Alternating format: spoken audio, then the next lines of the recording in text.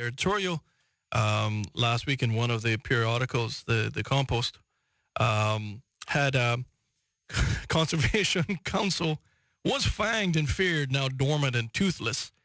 And I have to ask you, it said that it was ill-conceived. It went on, within the editorial. And they're not only just saying that, but it was actually the premier of the Cayman Islands as well has said it in the government, and also the opposition went against your conservation law. And that law has been kicked around for, as we would say in the Cayman Islands, for 11 years, at least probably 15 years in Cayman. And you were bold enough and crazy enough to want to tackle it. I have to ask you, sir, was it really ill-conceived looking back on such a legislation now?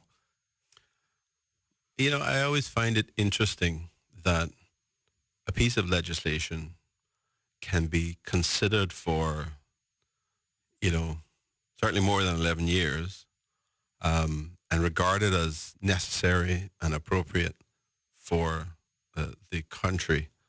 And then when it is passed by, let me say, unanimously,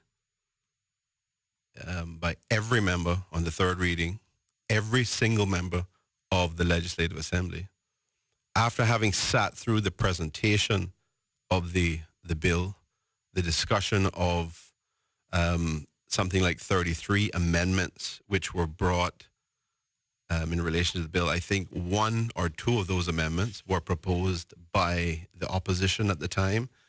The vast majority, at least 30 or 31 of those, were proposed by the government and myself specifically, to try to address issues and concerns and try to achieve a balance, seek a balance in terms of particular views. How is it that suddenly this is a piece of legislation which is so highly flawed?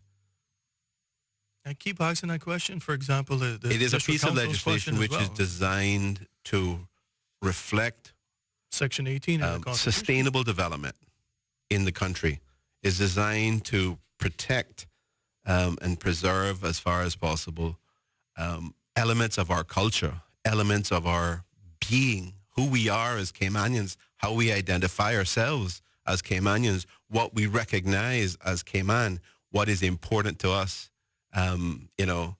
historically, culturally.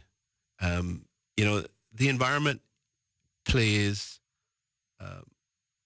an irrefutable, substantive part in how we feel and who we are, and how we enjoy life, and what it means to us to live in this, what we call paradise.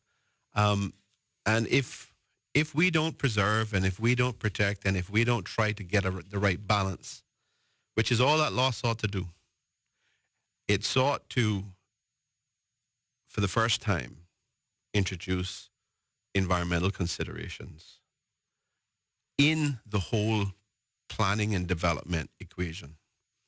And it didn't put it as a priority.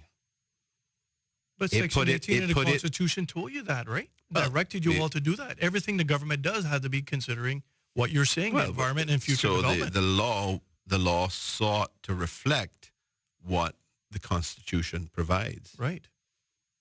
A Constitution that many members of this government supported. I supported. I wasn't a part of the development of it, other than as a private citizen, expressing views and in favor of elements of it, or the whole thing. At the end of the day, I voted for it.